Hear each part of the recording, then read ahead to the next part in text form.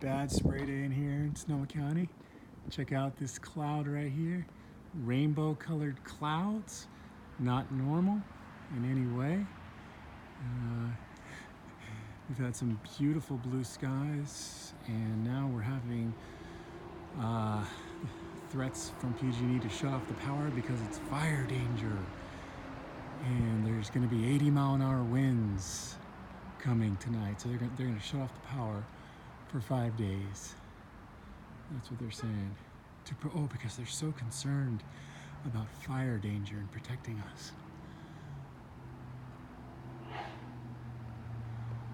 Meanwhile, I have neighbors like this guy who just sneezed who thinks that's water vapor and won't take his smart meter off like I've suggested.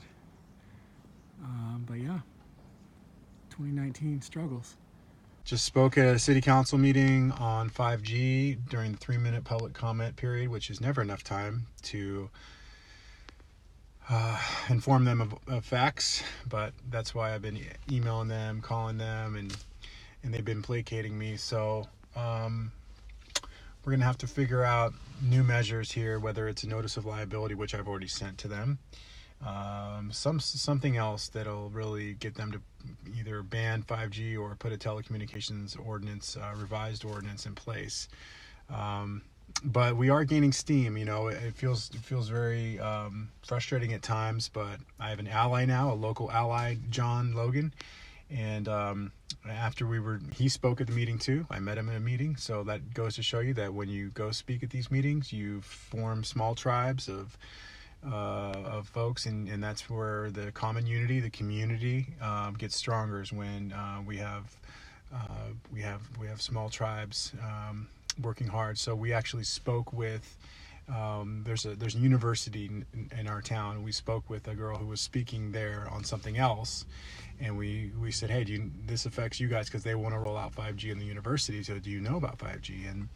And we got into this really deep conversation that encompassed vaccines and Agenda 21 and basically just educated her. And so we're going to set up something, hopefully, where we can go speak to their, associated student body or whatever, and educate them, because I think if we can get more young people on our side educated. I mean, she didn't even know what 5G was. She just thought it was like, it's going to give me better cell phone service, and we educated her. It's not about better service. It's about introducing the Internet of Things, which is your toaster oven talking to your microwave, etc. And we were just saying, we don't have freedom. We don't have a choice anymore. They're just going to roll it out, and then we got to deal with it. And I said, there's a mandatory vaccination thing coming too. She's like, but shouldn't everyone get their vaccine? I'm like, oh God. But anyways, I'll post our speeches. I didn't read off my notes for once, and I just kind of kept it real, but I left out a lot of stuff I wanted to talk about. So we'll see how it looks. And there's fire. Another thing happening right now, which I mentioned earlier, is PG&E, our local utility company, power company, owned by Rothschild Corp, who, PG&E rolled out all these smart meters years ago in our neighborhood. And smart meters, as we know, are the main component of 5G and the smart grid and artificial intelligence and the Internet of Things. Is everything relies on a smart meter. So whenever you see a 5G small cell, you're going to see a smart meter. You'll see the radios, and then you'll see the antenna up top, but then at the bottom you'll see a smart meter. And you can tell if 5G is turned on if that smart meter is pulsing data. And and if you get a tri-field 100XE EMF detector, which is good for the home and dirty electricity and walls and stuff, if you get one of those and you go do a test on your smart meter or your neighbor's smart meter, you'll see that it pulses all the way to the red every 10-15 seconds. And so it's a pocket, a pulse of information. And so that's why they set up smart meters on every home around. We opted out, and you can go analog, which I highly recommend you do. And I've told my neighbor multiple times and showed him the readings, and he still doesn't. and I have to smell his barbecue every day too. So he's just in another world. All he cares about is his cars, and then I'm feeling a little resentment towards him because my kids in their room is right next to where his smart meter is.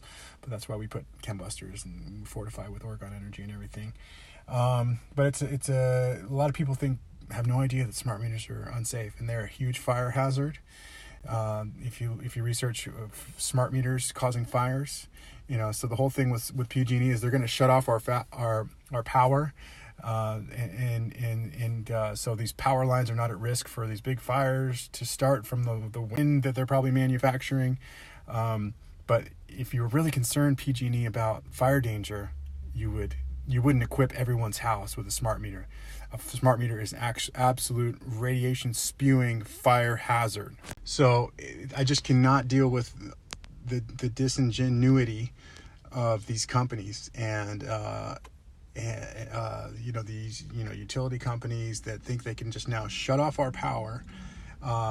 It's like 70-degree weather. It's not even like it's 110, like we're in Death Valley or something, and it's this huge fire risk. And we never get 80-mile-an-hour winds. We never get The only time we've gotten 80-mile-an-hour winds is 2 years ago, when they had those fires that came from the east. Not the wind came from the east, and usually all our stuff comes from the west.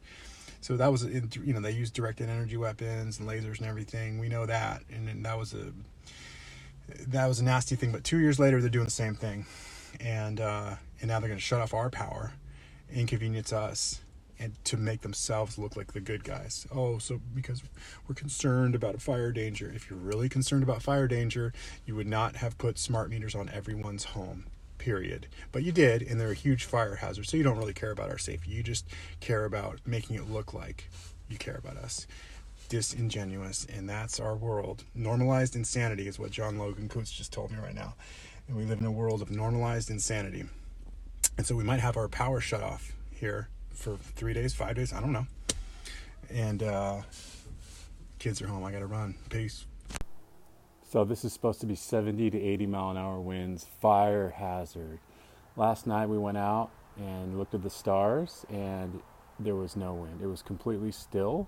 Even all the chem clouds had kind of passed, and it was just a beautiful night, beautiful starry night. And then today, everyone's got their power shut off in California.